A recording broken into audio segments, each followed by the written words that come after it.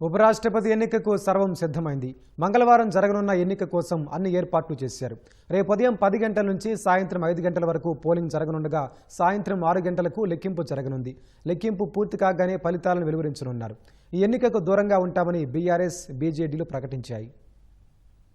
జగదీప్ ధన్కర్ రాజీనామాతో ఖాళీ అయిన ఉపరాష్ట్రపతి స్థానాన్ని భర్తీ చేసేందుకు మంగళవారం జరిగే పోలింగ్ కు అన్ని ఏర్పాట్లు చేశారు. మంగళవారం జరగనున్న ఈ ఎన్నికల్లో ఎన్డీఏ అభ్యర్థి సిపి రాధాకృష్ణన్, విపక్షాల ఉమ్మడి అభ్యర్థి జస్టిస్ బి సుదర్శన్ రెడ్డి పోటీ పడుతున్నారు. ఉదయం 10 గంటల నుంచి సాయంత్రం 5 గంటల వరకు పోలింగ్ జరగనుంది. ప్రధాని నరేంద్ర మోదీ ఓటింగ్ ను ప్రారంభించనున్నట్లు అధికారిక వర్గాలు చెప్పాయి. ప్రధాని తొలి ఓటు వేయనున్నట్లు తెలిపాయి. పార్లమెంటు భవనంలో రహస్య ఓటింగ్ విధానంలో జరిగే పోలింగ్ లో ఉభయ సభల సభ్యులు తమ ఓటు హక్కును వినియోగించుకోనున్నారు. సాయంత్రం 6 గంటలకు ఓట్ల లెక్కింపు చేపడతారు. తర్వాత ఫలితాలను ప్రకటించనున్నారు. రాజ్యసభ, లోక్సభ సభ్యులతో కూడుకున్న ఎలక్టోరల్ కాలేజీలో ఎంపీలు తమకు నచ్చిన వారికి ఓటు వేసే వెసులుబాటు ఉంది. అయినప్పటికీ ఎంపీలు తమ పార్టీకే ప్రాధాన్యం ఇస్తారు. క్రాస్ ఓటింగ్ జరిగే అవకాశమూ ఉంటుంది. దీంతో అధికార ఎన్డీఏకు పూర్తి మెజారిటీ ఉన్నప్పటికీ జాగ్రత్తగా వ్యవహరిస్తోంది.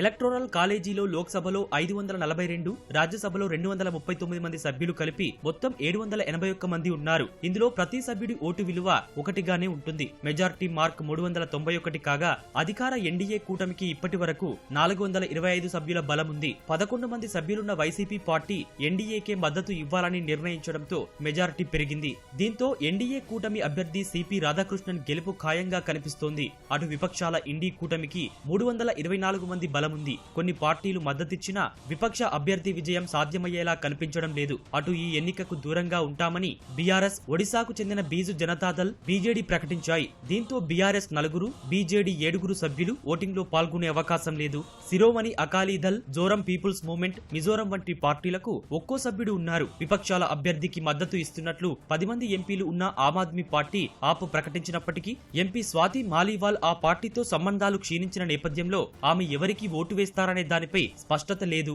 స్వతంత్ర అభ్యర్థులు, ఇతర పార్టీ సభ్యులు ఎవరి వైపు మొగ్గు చూపుతారనే విషయంపై ఆసక్తి నెలకొంది.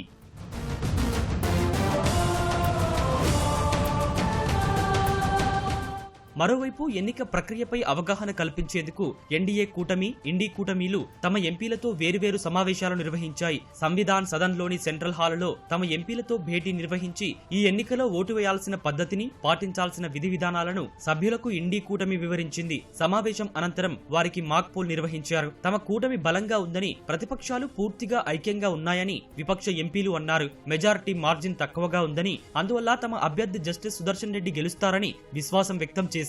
తప్పుడు ఓటింగ్ జరిగే అవకాశం లేకుండా మాక్ డ్రిల్ నిర్వహించినట్లు చెప్పారు.